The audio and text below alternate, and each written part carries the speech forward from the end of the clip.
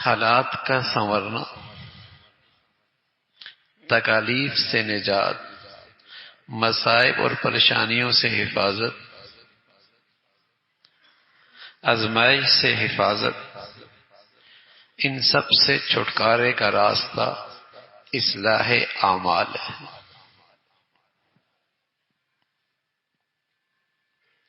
یہ اللہ کا علم ہے، رسولوں کے پاس آیا، اور یہ علم ہے مسلمانوں کے لیے خاص، کہ اگر تم نے اپنے حالات سنوارنے ہیں تو اپنے اعمال سنوارو۔ یہ علم کافر نہیں جانتا، مشرک نہیں جانتا، اہل باطل نہیں سمجھتا، عقل پرست کو یہ بات سمجھ میں نہیں آتی، مادیت کے پجاری کو یہ باتیں سمجھ میں نہیں آتی، اسباب و وسائل کو معبود ماننے والے انہیں یہ بات سمجھ میں نہیں آتی۔ یہ علم اللہ کا ہے، پیغمبروں کے پاس آیا، اہل ایمان کے لیے، کہ حالات سنوارنے ہیں تو اعمال سنوار لو۔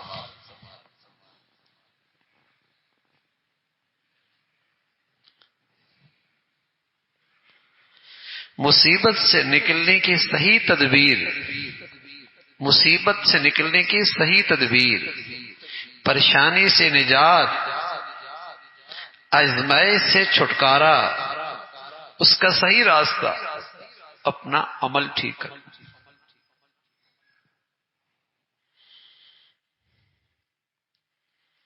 یہ مسلمانوں کے پاس علم تھا جو ان کو ان کے پیغمبر نے دیا تھا، اللہ کی طرف سے آیا تھا۔ میں عرض کر رہا ہوں یہ بات کافر کے پاس نہیں ہے، یہ مشرک کے سمجھ میں نہیں آتی، عقل پرستوں کو سمجھ میں نہیں آتی، مادیت کے پجاریوں کو سمجھ میں نہیں آتی، مادی اسباب و وسائل کو معبود ماننے والوں کو یہ بات سمجھ میں نہیں آتی۔ یہ علم تو اس پہ تھا جن کو اللہ کی ذات پہ اعتماد تھا، جن کو اپنے نبی کی ذات پہ اعتماد تھا، وہ اس علم پہ یقین رکھا کرتے تھے۔ جب بھی ان کی زندگی میں کوئی مشکل آتی تو فوراً عمل کی طرف متوجہ ہوتے تھے۔ لیکن آج دنیا میں باطل کا غلبہ ہے، مادیت کی پوجا ہو رہی ہے، مادہ پرستی کا دور ہے، میاں بیوی میں انبن ہوتی ہے تو عمل کی طرف توجہ نہیں جاتی، بیٹا نافرمان ہوتا ہے عمل کی طرف توجہ نہیں جاتی، معاشی پریشانی آتی ہے عمل کی طرف توجہ نہیں جاتی، گھر سے محبتیں روٹ گئی ہیں عمل کی طرف توجہ نہیں جاتی، بھائیوں میں نفرتوں کی آگ لگی ہے عمل کی طرف توجہ نہیں جاتی، میاں بیوی کی نہیں بنتی، نظر عمل کی طرف نہیں جاتی۔ ہم محفلوں میں مجلسوں میں حالات کا رونا روتے ہیں لیکن اصلاح اعمال کا تذکرہ نہیں ہوتا۔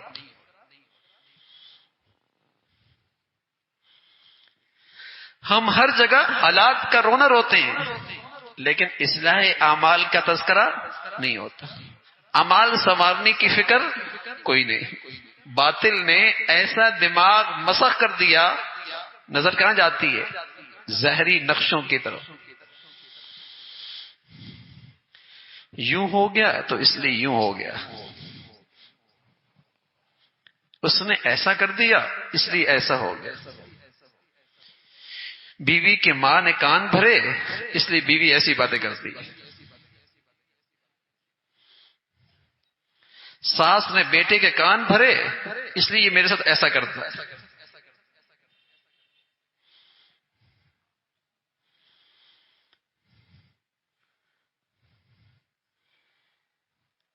ادھر تک نظر جاتی ہے، یہ تو نظر جاتی ہی نہیں نا کہ فجر جو نہیں ہو رہی، یہ تو نظر جاتی ہی نہیں نا کہ ہمارے گھر میں لقمہ حرام جو آ رہا ہے، یہ تو نظر جاتی ہی نہیں نا جو بے پردگی کی نحوست ہے اس کا ریئیکشن بھی تو ہوگا، یہ تو نظر جاتی ہی نہیں نا کہ جو گھر میں غیبت اور بدگمانیاں ہیں اس کی بھی تو نحوست ہوگی۔ اصلاح اعمال کی طرف نظر جاتی نہیں،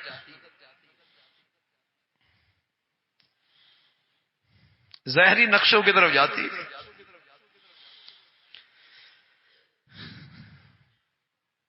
معاش کا مسئلہ ہے، حالات جو ایسے ہیں،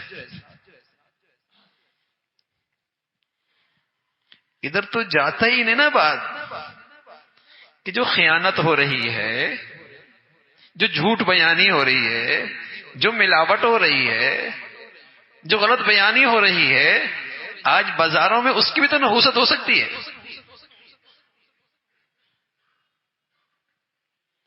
اصلاح اعمال کی طرف نظر نہیں جاتی۔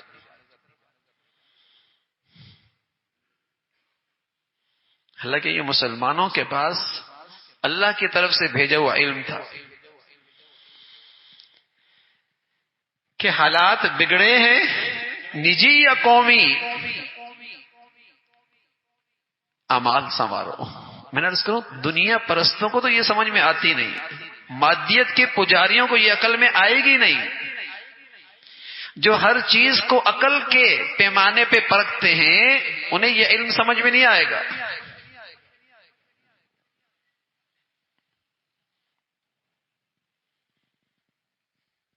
انہیں یہ سمجھ میں نہیں آئے۔ ایک شخص آیا حضور علیہ الصلوۃ والسلام کی خدمت میں، کہنے لگا یا رسول اللہ احب ان یوسع لی رزقی، میں چاہتا ہوں میری معاشی حالت ٹھیک ہو جائے، میری معاشی حالت ٹھیک ہو جائے۔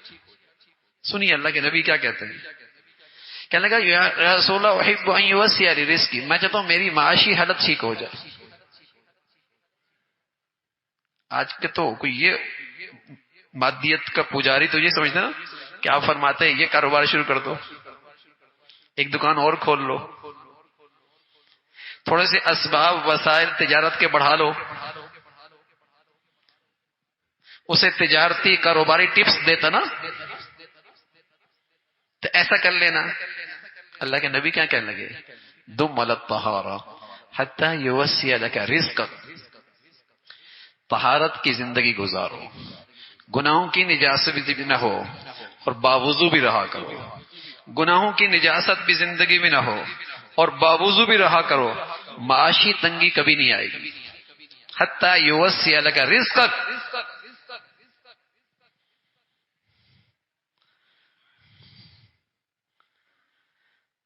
جن کا مادیت